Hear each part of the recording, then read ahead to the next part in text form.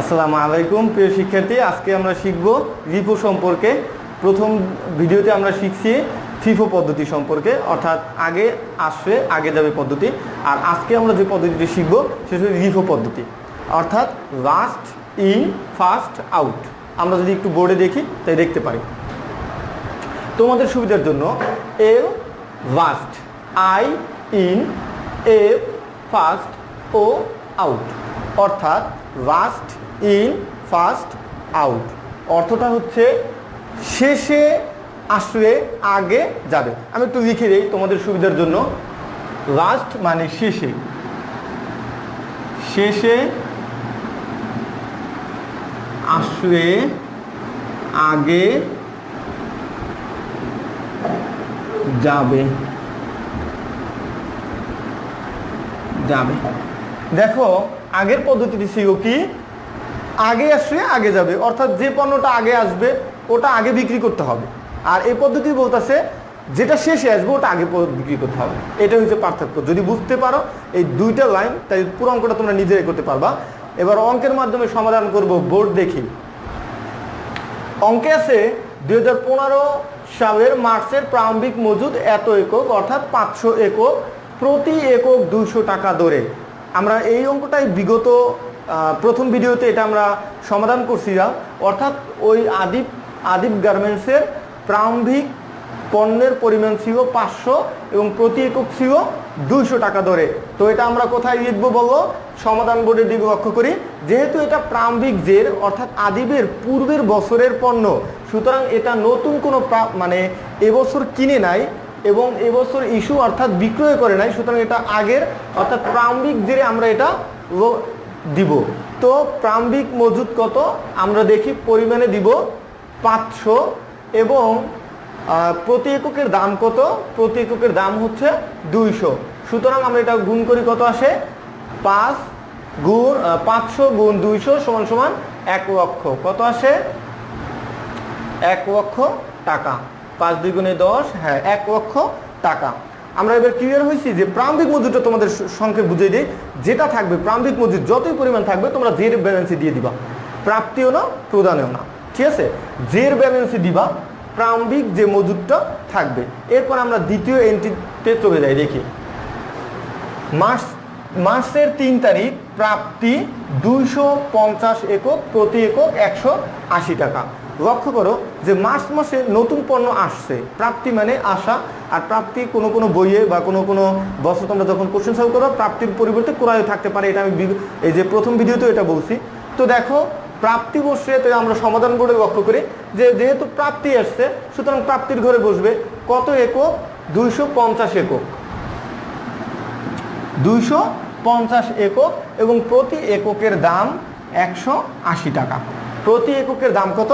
180 টাকা। আমরা একটু সমাধান করে নিই ক্যালকুলেটরে। 250 গুণ 180 সমান সমান 45,000 টাকা। তাই আমরা প্রাপ্তি কত? 45,000 টাকা। বুঝতে পারছি এবার কীভাবে বলবো যে আমরা এটা গুণ করছি, আমার 45,000 টাকা হয়েছে পরিমাণে, টাকার পরিমাণ 45,000 টাকা।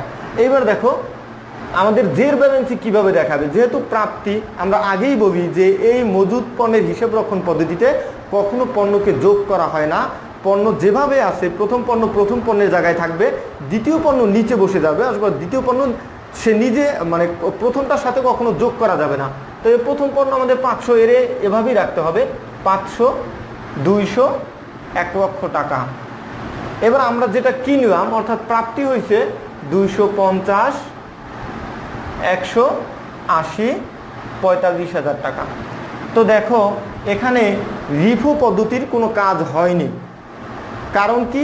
রিফো এবং ফিফো পদ্ধতির কাজ তখনই হয় যখন পণ্যটা বিক্রয় করা হয়। মোস্ট ইম্পর্টেন্ট লাইনস তোমরা খুব মনোযোগ শুনো। রিফো এবং ফিফো পদ্ধতিতে কাজটা কখন হয়?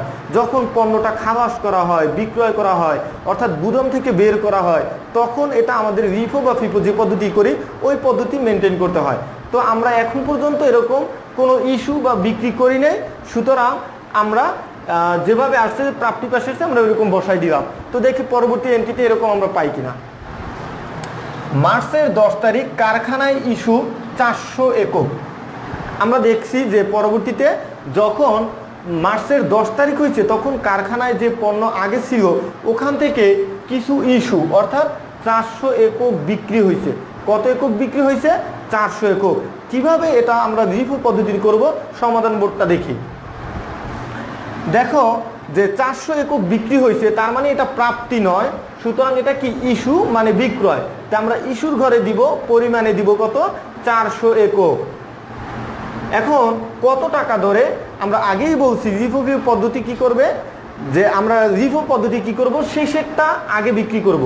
রিফু পদ্ধতি কি বলতেছে? রিফু পদ্ধতি বলতেছে আমি আসবো শেষে, কিন্তু আমাকে যে শেষে যে পণ্যটা আসবে এটা আগে বিক্রি করতে হবে। এটাই হচ্ছে রিফু পদ্ধতির মূল কথা। আর ফিফো পদ্ধতির কথা ছিল যেটা প্রথম আসবে ওটা প্রথম বিক্রি করতে হবে। তাহলে দেখো শিক্ষার্থীরা এখানে দেখি আমরা দেখবো যে প্রথম পণ্য 500 ছিল আর দ্বিতীয় পণ্য 250 ছিল, কিন্তু বিক্রি করছে কত? 400। বিষয়টা দেখো, খুব মনোযোগ দিয়ে দেখো, এখানেই সবচেয়ে তোমরা ভুল করো যে আমাদের শেষ থেকে আমরা জানি যে শেষের পণ্যটা আগে বিক্রি করতে হবে, কিন্তু বিক্রি তো করতে হবে 400, কিন্তু আমাদের এখানে পণ্য আছে, শেষের পণ্যটা আছে 250। সুতরাং এই 400 আমরা একবারে বিক্রি করতে পারবো না। আগে আমাদের শেষের পণ্যটা যতটুকু আছে এতটুকু বিক্রি করতে হবে, তারপর যে অবশিষ্ট যতটুকু বাড়তি দরকার হবে ওটা আমরা এরকম প্রথম পণ্য থেকে নিব। কারণ রিফু পদ্ধতি এটাই বলে যে শেষের পণ্যটা যদি বিক্রি করা হয়ে যায় তারপর তুমি এর পূর্বের পণ্যটা বিক্রি করতে পারবা। তাই আমরা বিক্রি করব 400 একক, কিন্তু আমাদের শেষের পণ্য আছে 250। আগে তো 250 আমরা বিক্রি করি, তারপরে আমরা উপরেরটায় যাব। তো আমরা ইস্যুতে দিব কত? 250 একক, প্রতি একক 180 টাকা, সুতরাং 45,000 টাকা। ঠিক আছে, এবার দেখো আমাদের বিক্রি করতে হবে 400 একক, কিন্তু বিক্রি করছি মাত্র 250 একক। এখনো আমাদের কতটা বাকি আছে? আমরা বিয়োগ দেই, 400 মাইনাস 250, সুতরাং 150 একক পণ্য এখনো আমাদের বিক্রি করব, কিন্তু শেষের পণ্যের মধ্যে নাই। সুতরাং আমাদের প্রথম পণ্য থেকে নিতে হবে। বুঝতে পারছি যে শেষের পণ্য বিক্রি হয়ে গেলে তারপর আমরা প্রথম পণ্য যেহেতু যেতে পারবো, সুতরাং প্রথম পণ্য শেষের পণ্য শেষ, কিন্তু আমাদের পণ্য আরও দিতে হবে, আরও বিক্রি করতে হবে। 400 হইতেছে না, এই জন্য আমরা 500 থেকে আমাদের বাকি 150 নিতে হবে। এই জন্য আমরা বাকি 150 নিব, 150, 500 থেকে 150 নিব। কত টাকা ধরে? 200 টাকা ধরে। তাই কত হয়ে দেখো, এটা আমরা গুণ দেই, 150 গুণ 200 সমান সমান 30,000 টাকা, সমান সমান 30,000 টাকা। এখন দেখো আমাদের জের ব্যালেন্স কি দেখায়? জের ব্যালেন্সে ছিল 500 এবং 250 আমাদের পূর্বে ছিল, কিন্তু বিক্রি হয়ে গেছে 400, এই জন্য এটাও আমাদের ভ্যানিশ হয়ে গেছে, অর্থাৎ 250 আমাদের নাই। তারপর 500 থেকে আমাদের 150 চলে গেছে, সুতরাং থাকে কত? 350 পণ্য আমাদের থাকে। তাই আমাদের এখানে থাকে কত? 350 একক পণ্য থাকে, এবং প্রত্যেকটা পণ্যের দাম কত? কারণ এটা তো আমাদের ভ্যানিশই হয়ে গেছে, 200 এককের পণ্যগুলো এখন আছে। তাই আমাদের এটা গুণ দেই, আমরা 350 গুণ 200 দিব, তাই হইল 70,000 টাকার পণ্য এখন আমাদের কাছে আছে। বুঝতে পারছি রিফো কিভাবে করতে হবে, যে প্রথম শেষে যে পণ্যটা আসছে ওটা বিক্রি করার পরে তারপরে যদি বিক্রি করতে হয় তাইলে আমরা উপরে উঠতে পারবো। ঠিক আছে, তো এভাবে আমরা করলাম। দেখো 250 থেকে আমরা বিক্রি করছি 400 একক, এই জন্য 250 আগে এভাবে দিয়ে নিছি, যেভাবে আছে এভাবে আমরা বিক্রি করে নিছি। 45,000 টাকা ভ্যানিশ হয়ে গেছে। এখন আমাদের 150 পণ্য বিক্রি করতে হবে, ওটা আমাদের এখান থেকে নিতে হবে। এই জন্য 150 গুণ 200 সমান সমান এখন রইল কত? 500 থেকে 150 করে 350 পণ্য একক, 200 টাকা ধরে আমাদের রয়ে গেছে। দেখি পরবর্তী এন্ট্রিটা আমাদের কি আছে। দেখো মার্চের 15 তারিখ প্রাপ্তি 240 একক, প্রতি একক 220 টাকা। আবার আমরা প্রাপ্তি পাইছি, তাই বললাম রিফ এবং ফিফো পদ্ধতি যেটাই করো না কেন, যদি কোনো প্রাপ্তি থাকে তখন কোনো কাজ নাই। আর অর্থাৎ আমাদের এই রিফ এবং ফিফো পদ্ধতির যে আগে আসে আগে যাবে, শেষে আসে আগে যাবে, এসব নিয়ে কোনো আলোচনা নাই। পণ্য আসছে সুতরাং আমরা বসাই দিব। কোথায় দিব? যে পণ্য আসছে প্রাপ্তির ঘরে দিব 240, 15 তারিখ 240 এবং একক কত? 220। এখন এটা আমরা গুণ করি, কত? পণ্য আসছে 240 গুণ 220, সুতরাং 52,800 টাকা। কত টাকা? 52,800 টাকা আমাদের গুদাম ঘরে 52,800 টাকার পণ্য আসছে, চলে আসছে। তো আমরা জের ব্যালেন্সে কিভাবে দেখাবো যে 350 200 সুতরাং 70,000 এটা আমাদের পূর্বেরকার ব্যালেন্স, মানে আগের ব্যালেন্স আসছে। আর নতুন আসছে কত? নতুন আসছে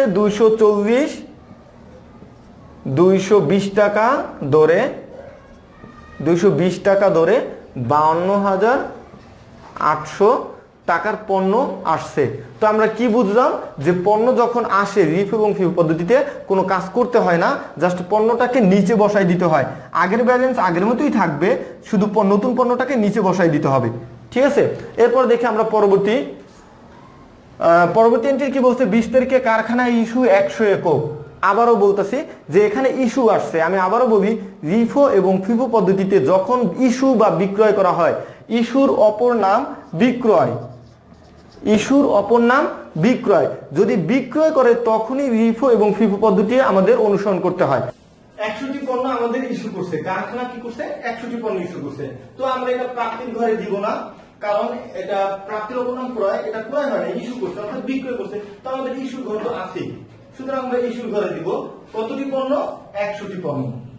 পরিমাণের জায়গায় লিখবো 100।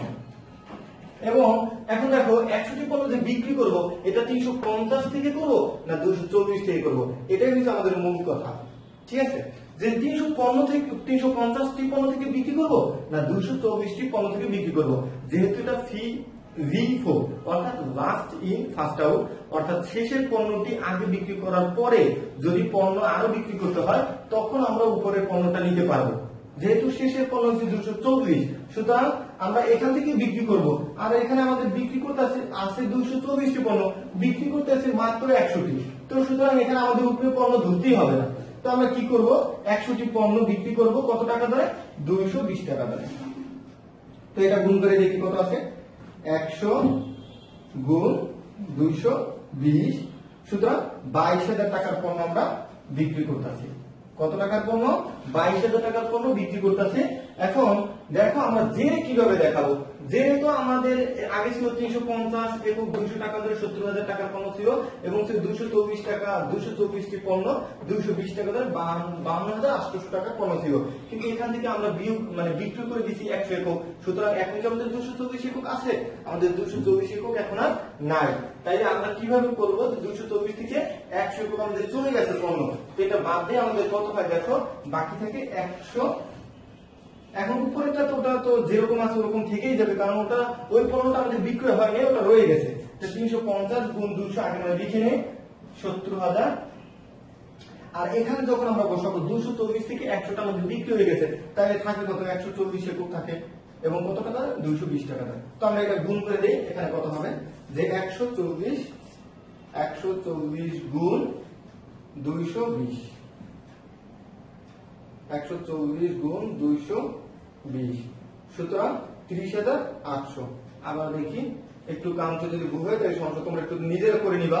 140 গুণ 220, সুতরাং হ্যাঁ 30,800 টাকা, 30,800 টাকা। তো শিক্ষার্থীরা তোমরা অবশ্যই রিফো এবং ফিফো সম্পর্কে বিস্তারিত আলোচনা শুনছো। আমি প্রথম পদ্ধতি থেকে বলছি যে রিফোর মধ্যে আমি ফিফোর আলোচনা করছি, যাতে তোমরা দুটি ডিফারেন্সটা বুঝতে পারো যে রিফো এবং ফিফো কি বলে। রিফো বলে যে পণ্যটা শেষে আসছে ওটা আগে বিক্রি করো। যদি আগে বিক্রি করার পরে, যেমন তোমার মনে করো শেষের পণ্যটা আছে 500, কিন্তু তোমার বিক্রি করতে আসো 800, তখন 500 আগে বিক্রি করার পরে তারপর উপরে যে পণ্যটা থাকবে ওটা থেকে তুমি বিক্রি করতে পারবা। এটা হচ্ছে রিফো পদ্ধতির মূল কথা। আর ফিফো পদ্ধতি ওরকম না, উপরের পণ্য যদি শেষ হয় তারপর তুমি নিচেটা চলে যাবা। এটা হচ্ছে মূল কথা। মূল কথা আবার সুন্দর করে শোনো যে রিফো পদ্ধতি কি বলে, আগে তুমি নিচেরটা পণ্য বিক্রি করবা, তারপরে যদি পণ্য তোমার বিক্রি করতে হয় তারপর তুমি উপরের পণ্যটা বিক্রি করতে পারবা। এটা হচ্ছে রিফো পদ্ধতির মূল কথা।